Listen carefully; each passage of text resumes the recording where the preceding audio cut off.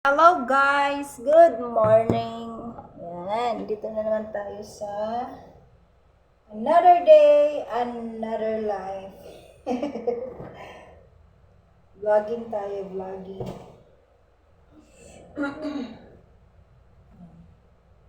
See? Umpisa na ng brigada eskwela. Kayo po ba nakapag-brigada na?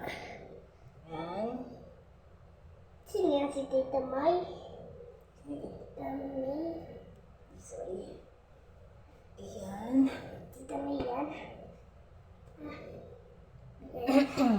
Sino yan? Kami ni Char. Always. Nakarantan. Wala kaming nagbrigada. Kawawa naman kami. Ako lang naglinis mag-isa dito sa room. Kasi walang dumating na mga magbebrigada. Kawawa. Then ngayon, umpisa na namin ni Char. Kasi hindi natin alam. Baka yung tayo na naman yung magbebrigada. So ayan. Kung makikita nyo yung libot namin, sobrang kalat pa. Sobrang kalat pa ng room. So, inaayos pa namin nung unti-unti na namin. Kasi ang aming pasukan dito sa daycare, September, basta second week of September, ganyan. So, kailangan namin mag-unti-unti na para pag oras na ng pasukan, hindi na kami magagahol, hindi na kami mangangarag. Diyos ko, kasi ngarag na ngarag kami ni Cher pagdating na ng pasukan. Tapos kami pa yung maglilinis, diba? Kawawa naman kami. So, ayun, nag-umpisa na kami sort ng mga files. Sort na kami ng mga files para hindi kami mahirapan parehas kasi sobrang busy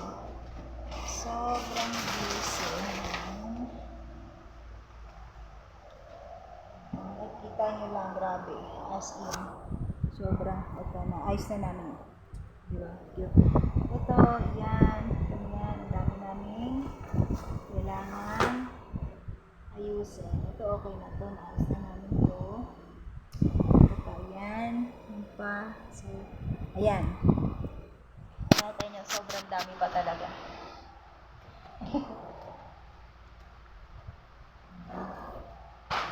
Itong ating mga sinosort na to, mga scratches na to, para mapakinabangan pa, since yung kabila, diba, yung like dito, ito, may sulat siya, diba? So yung likod, wala pa. Ang ginagawa dito, hiningi kasi to ng kinder teacher ng elementary ng DepEd dun sa kanila. Teacher Marlene, hiningi niya to sa akin. So syempre, para na din, eco-friendly. Kailangan nating ipid kasi alam nyo naman yung ginagawang papel ay mga puno, di ba po? So para makatulong tayo sa environment, hindi tayo ganun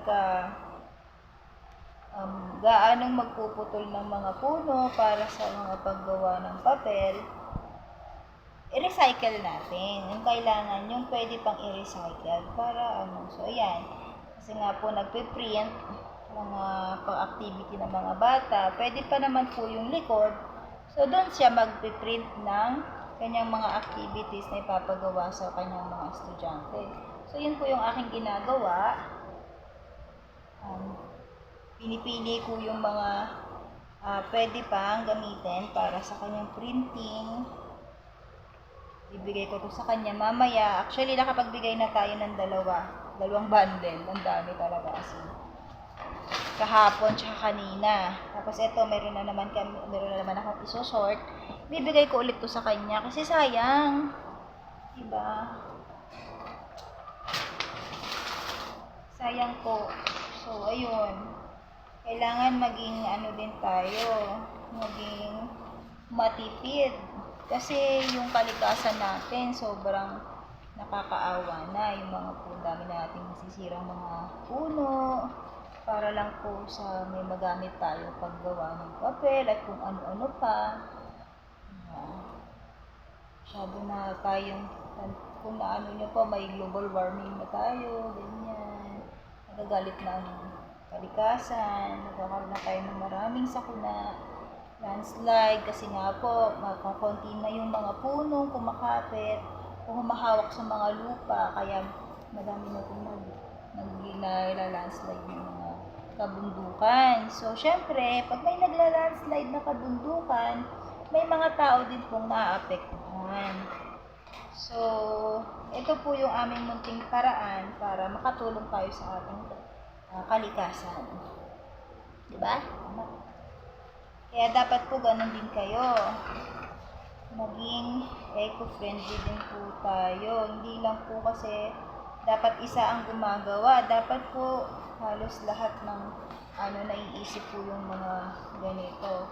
Na-inspired ako dun sa ni Teacher Marlene, kaya diba?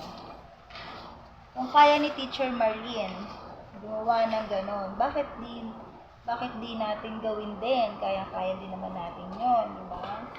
Kung hindi natin kayang mag-recycle, or wala naman tayong paggagamitan ng mga recycled materials, katulad po nito, hindi naman po wala po kaming printer. Pero kung kami po ay may printer dito sa daycare, magagamit po namin ito. Kaya lang po wala kaming printer. Mas maganda po sana kung may printer kami.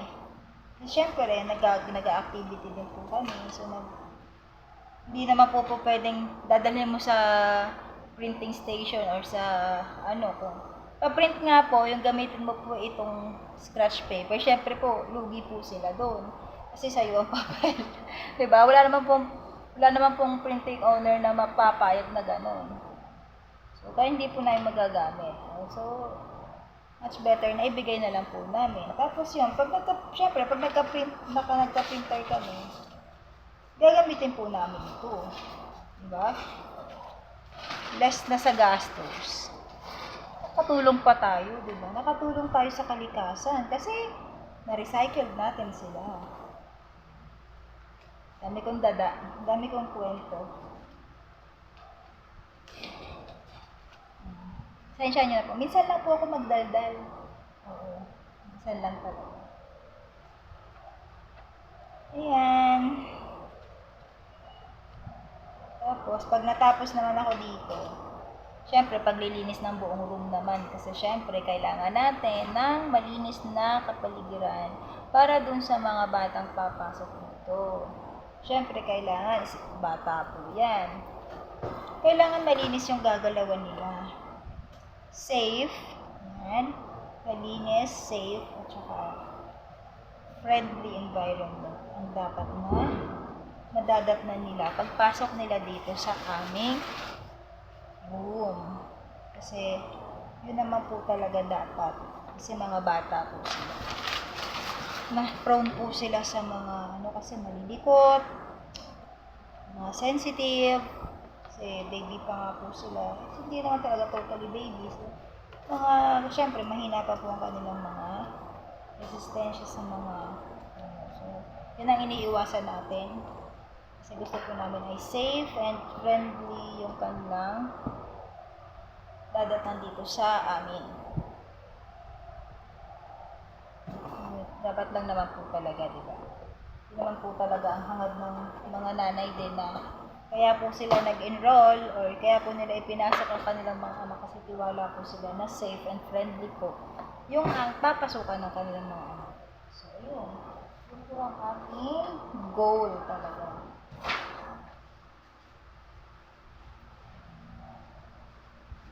Bored na ba kayo nakinig sa akin? Okay lang yan. Nakinig lang kayo.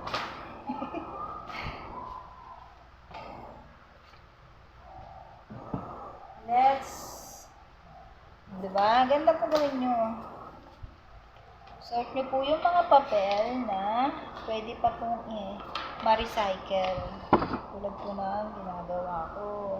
Tapos, kung hindi naman po ninyo magagamit, ibigay nyo po doon sa mga willing gamitin, yung mga pwede pang ma-recycle. So, pwede pang magamit yung papel, yung kabilang likod ng papel.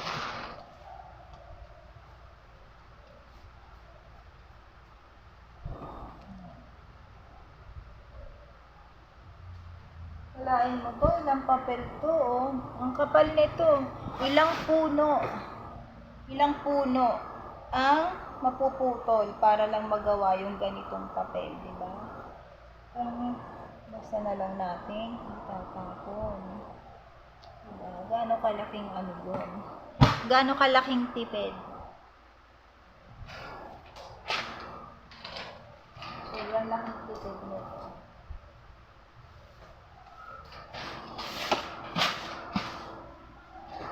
Ilang puno ang masisave natin. Yan, sa pag-recycle.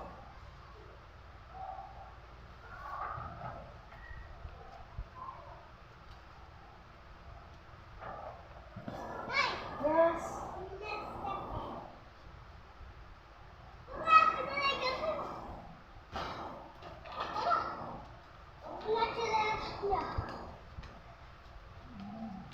May mga makukulit akong kasama ngayon.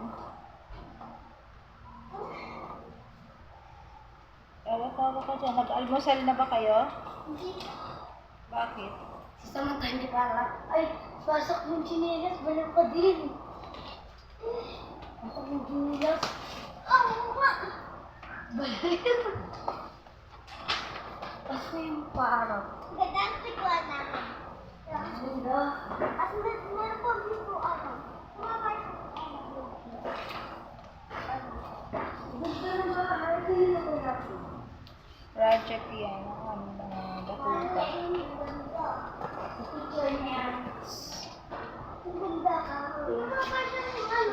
Sorting. Parang may stage dyan. Ay, wag galawin yan.